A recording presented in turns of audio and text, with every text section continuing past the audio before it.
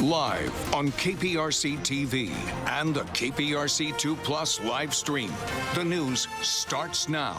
For me, this is my very first time having to deal with it. Now, there's been other incidents similar that have happened over the years.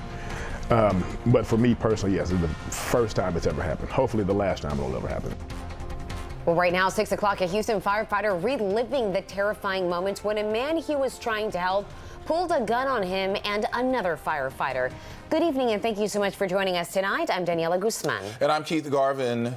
This evening, a split-second decision may have saved their lives. The firefighters jumped out of a second-story apartment after a man pointed a gun at them. KPRC2's Bill Barajas sat down with one of those firefighters who say he is really thankful that he and his partner are okay. Live in Southwest Houston right now with that story, Bill.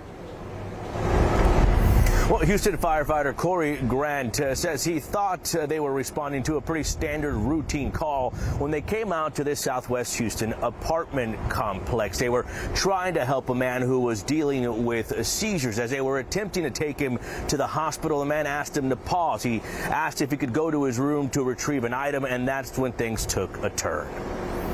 Was there anything said? Did he mention anything as he was doing this? Nothing was said. The last thing I remember saying to him, or he said to us, was, "I need to get something else out of my room." Goes back to the room. That's when I hear the pistol cock, and then that's when he came back around the corner. Corey Grant, a Houston firefighter for 9 years, says it was at that moment that he and his partner made a split-second decision to jump from the balcony of that second-story apartment. My main thing was checking on my partner, make sure he wasn't hurt. I said, I checked it on him. He said he didn't appear to be hit, so we didn't know if the gun had went off. He told me the only thing that was hurting on him was his shoulder.